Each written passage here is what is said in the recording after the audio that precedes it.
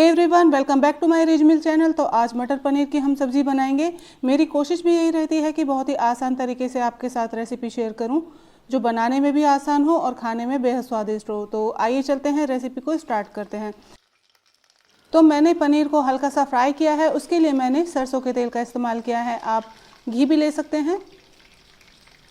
और अच्छे से सरसों के तेल को गर्म कीजिए। उसके बाद यहाँ पनीर डाल दें और जब अच्छा सा कलर आ जाए तो उसे पलट दीजिएगा। और जब हम पनीर को फ्राई करते हैं तो अक्सर ऐसा होता है कि ये चुई से हो जाते हैं, यानी कि रबरी टेक्सचर इनका आ जाता है। तो उसके लिए क्या करना है, एक बर्तन में आप गर्म पानी कर लीजिए, उसमें नमक डाल दीजिए और ये सारा पनीर हम उसमें डाल देंगे। मतलब जब आप फ्राई करके इन्हें निकालें, साथ के साथ आप इन्हें गर्म पानी के बर्तन में डाल दीजिए।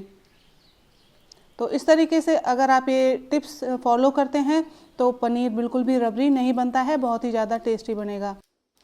अब मैंने पनीर को बाहर निकाल लिया है और उसी तेल में मैंने थोड़ा सा जीरा ऐड किया है और प्याज डाल दी हैं। तो प्याज मैंने 2 ली हैं मीडियम साइज़ की, इन्हें बारीक कट करके यहाँ डाल दिया है और अच्छे से हम भून लेंगे।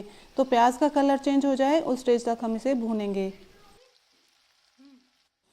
8-9 मैंने लहसुन की कलियाँ ली हैं और उन्हें कूट लिया है, उन्हें भी यहाँ डाल के अच्छे से भून लेना है। तो लहसुन और प्याज को हम साथ में अच्छा भून लेंगे। और आपको मेरी वीडियो कैसी लगती हैं प्लीज़ आप बताया करें, कमेंट किया करें।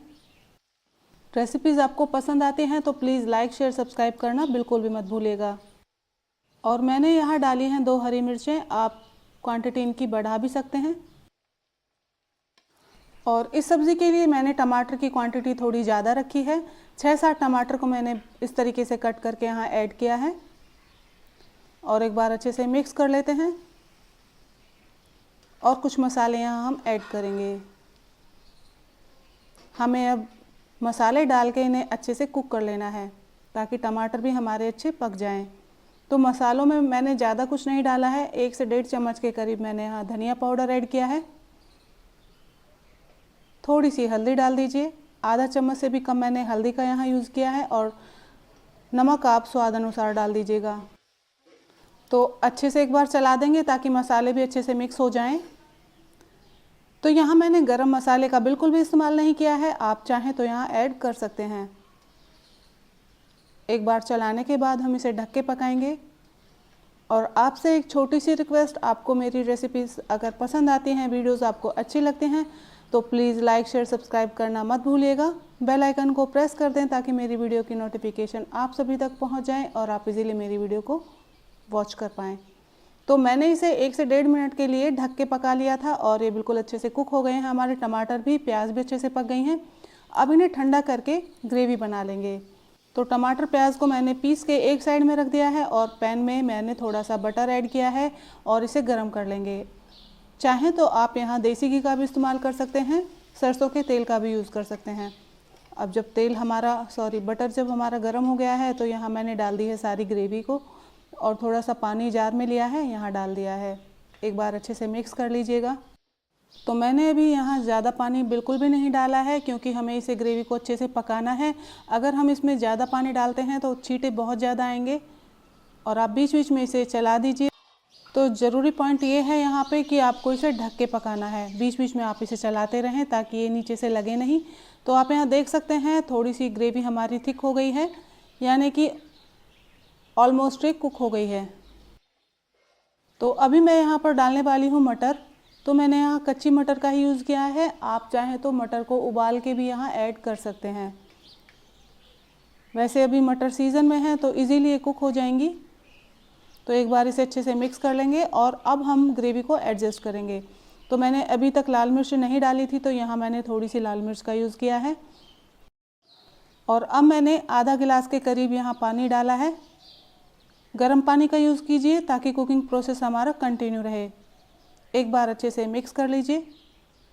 तो यहाँ आप जितनी कंसिस्टेंसी आपको रखनी है उस हिसाब से पानी ऐड कर दीजिएगा। तो अभी मुझे कुल मिला के ठीक लग रही है, थोड़ा बहुत पानी हम और डाल देंगे।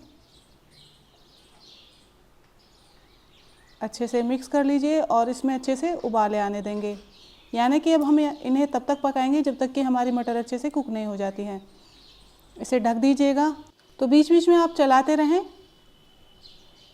ताकि ग्रेवी बॉटम में नहीं लगे। तो इस चीज़ का आपको ध्यान रखना है। और मटर अच्छे से कुक हो जाने पर हमने यहाँ पनीर को ऐड कर दिया है। पनीर का पानी आप निकाल दीजिए और इस तरीके से सारी पनीर को आप यहाँ डाल दीजिएगा।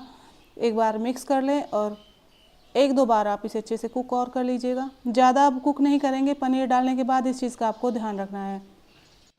तो मैंने इस सब्ज़ी में टमाटर की क्वांटिटी बहुत ज़्यादा रखी है, तो उसकी वजह से हमें यहाँ अमचूर डालने की बिल्कुल भी ज़रूरत नहीं पड़ेगी, ना ही नींबू का रस डालने की ज़रूरत है। आप इजीली ये सब्ज़ी बना के तैयार कर सकते हैं। और सबसे लास्ट में मैंने धनिया डाला है, एक बार मिक्स कर लेंगे। तो इस तरीके से आप ये सब्ज़ी बना के तैयार कर सकते हैं। बहुत ईजी रेसिपी है और आप यहाँ इसका कलर भी देख सकते हैं। सब्ज़ी को एक बार अच्छे से मिक्स करने के बाद यहाँ आप टेस्ट कर लीजिए। अगर आपको नमक कम लगता है तो यहाँ ऐड कर दीजिएगा। तो मैंने इसे टेस्ट किया है, मुझे बिल्कुल हर चीज़ परफेक्ट लग रही है, तो मैंने यहाँ नमक नहीं डाला है। आपको कम लगता है, अपने अकॉर्डिंग आप ऐड कर सकते हैं। तो यहाँ मैंने गैस की फ्लेम अब बंद करने वाली हूँ और ये सब्ज़ी बनके तैयार हो गई है। तो आप ये रेसिपी को बनाइए और इन्जॉय कीजिएगा चावल के साथ, पूरी के साथ, नान के साथ। तो ये आसान सी मटर पनीर की सब्ज़ी को आप बनाइए और इन्जॉय कीजिए। तो फिर मुलाकात होती है नेक्स्ट वीडियो में नई रेसिपी के साथ। तब तक के लिए बाय बाय।